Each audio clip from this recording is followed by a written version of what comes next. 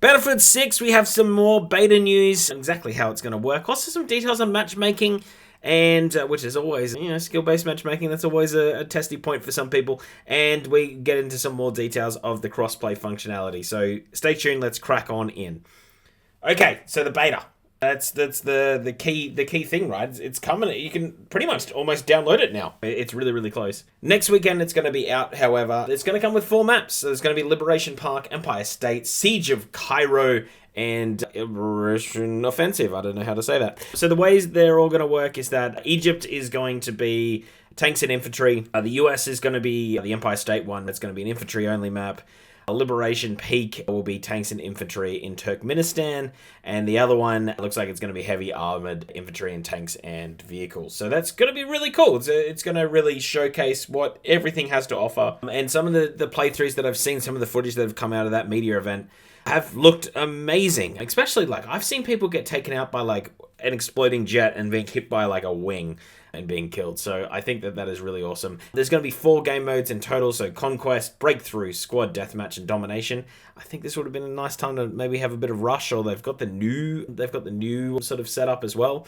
I can't remember what that's called, but it looks like they're not going to showcase that go mode. They'll probably do that later on. But either way, that's really, really cool. No talk of the Battle Royale or anything on those lines, but that's what we're going to get in, what's coming up next weekend for the beta. So you know what you're getting when you jump in. You're going to really be able to get deep into this game, so it's going to be awesome.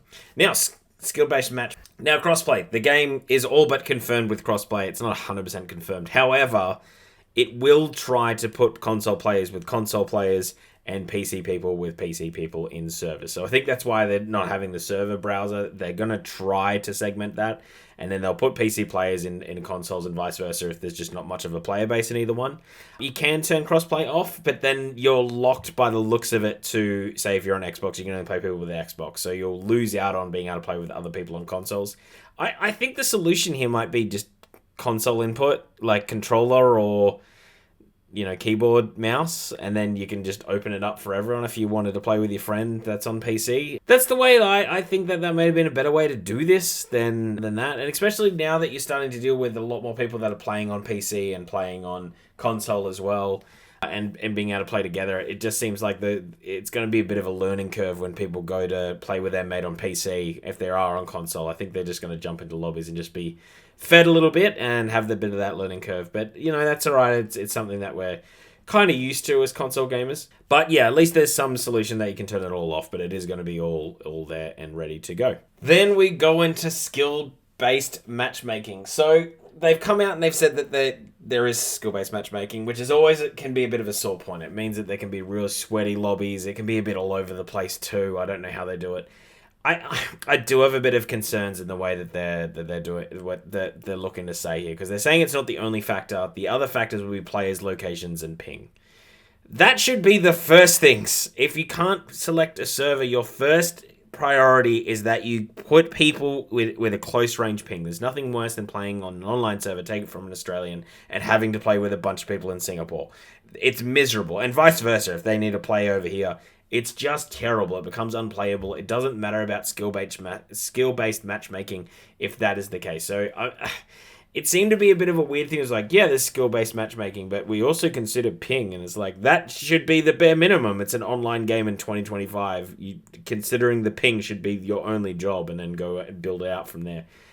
So, yeah, I'm a bit worried with this one, just because I'm sure it's fine. I'm sure it's come out wrong the way that they've spoke to the media, and it was a designer that's not really media trained, but just say, yeah, the skill-based matchmaking, but it's not going to be the only factor. It's not going to be the be-all and end-all. And that's what I think we lose with that whole not being able to look at server browsers, that you just can't jump into a server and just deal with what's going to be there. Usually those games ended up being quite fair anyway, I found.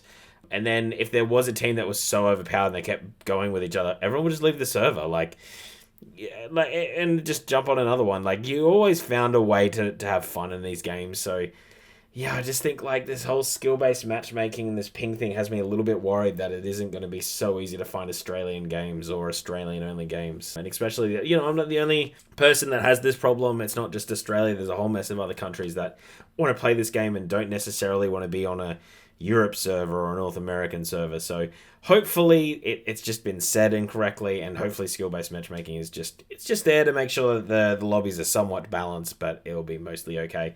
I don't think you can properly deal with this, especially when you're playing with friends and you've got squads. Like, it sort of throws it all out the window. I always kind of roll my eyes at skill-based matchmaking a little bit.